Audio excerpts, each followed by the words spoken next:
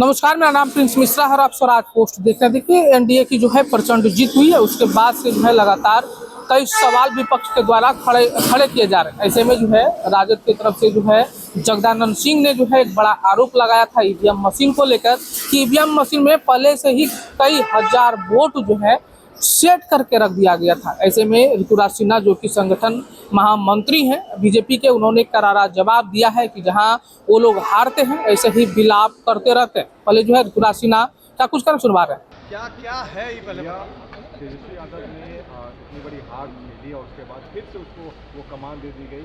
क्या लगता है लालू परिवार उचित आदमी पे कमेंट नहीं दूसरा सवाल रोहिणी आचार्य को लेकर रोहिणी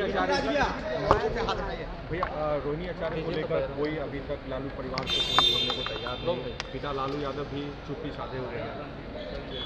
देखिए, रोहिणी आचार्य जी का मैं पर्सनली बहुत सम्मान करता हूँ। एक ऐसी बेटी है जिसने अपने पिताजी को किडनी का दान कर उनके जीवन की रक्षा की है। बची बात उनके परिवार के अंतर जो कलह चल रही है, जो मीडिया की रिपोर्ट्स आ रही हैं, जो हम सब देख रहे हैं, मेरी इस पर कोई टिप्पणी नहीं है।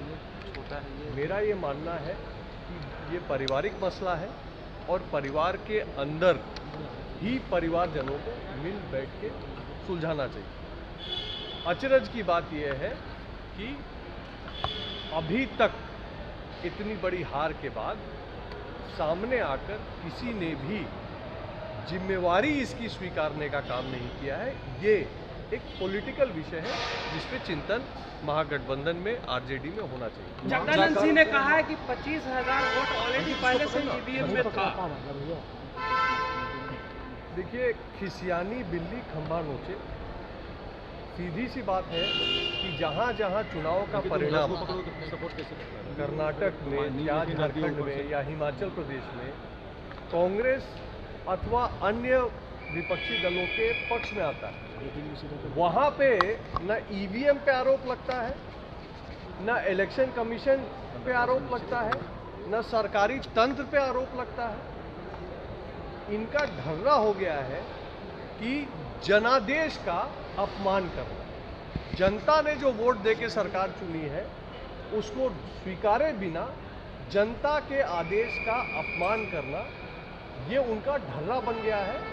लोकतंत्र के लिए ये शोभनीय बिल्कुल नहीं। तेजस्वी यादव ने कल बैठक में कहा कि संजय यादव का कोई दोष नहीं इस बड़ी हार को लेकर, जबकि रोहिणी आचार्य ने चाणक्य पे बड़ा सवाल उठा दिया था। देखिए, मेरा ये मानना है कि चुनाव के शुरुआती चरणों से ही महागठबंधन बिखरा हुआ नजर आ रहा था।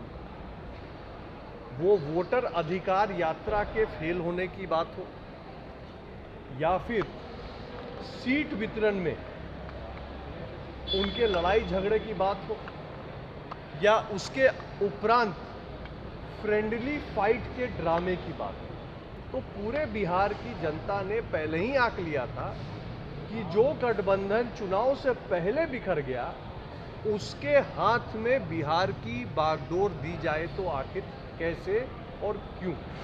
और ये भी मेरे ख्याल से एक बड़ा कारण रहा एनडीए की प्रचंड जीत का। विधानसभा अध्यक्ष किनके होंगे मौजूदा जो बनने वाली सरकार? देखिए, बहुत जल्दी ही फॉर्मूला, शपथ ग्रहण की डिटेल्स और मंत्रिमंडल की सारी जानकारी, अध्यक्ष की सारी जानकारी आपके सामने आ जाएगी। आपने बहुत इंतजार किया है, लेकिन अब बस कुछ ही समय की देर बाकी। प्रधानमंत्री नरेंद्र मोदी आ रहे हैं शपथ ग्रहण समारोह। हम सबका सौभाग्य है कि माननीय प्रधानमंत्री जी हमारे बीच बिहार की सरकार के शपथ ग्रहण विधि में आ रहे हैं। साथ ही साथ विभिन्न राज्यों के मुखिया, मुख्यमंत्रीगण और अन्य केंद्रीय नेता हमारे बीच पटना में इस प्रचंड जीत की समारोह में भी और शपथ ग्रहण की विधि में भी शरीक होंगे। पटना वासी के रूप में, एक बिहारी के रूप में मैं उनका हृदय के तल से स्वागत करता हूँ। तो आपने ऋतुराज सिन्हा को सुना, उनका साफ तौर पे स्पष्ट रूप से यही कहना था कि जहां वो हार जाते हैं, आलाप गाते रहते हैं। वहीं रोहिणी आचार्य को लेकर उनसे जब सवाल किया गया तो उन्होंने स्पष्ट रूप से कहा है कि हमें किसी भी घर के मामले में जो है नहीं पड़नी चाहिए और ना ही हम उन पर टिप्पणी करना चाहते हैं। ऐसे में आप लोगों को क्या लग रहा है, कमेंट बॉक्स में जरूर बताइएगा। बने रहिएगा स्वराज पोस्ट पर। बहुत बहुत शुक्रिया।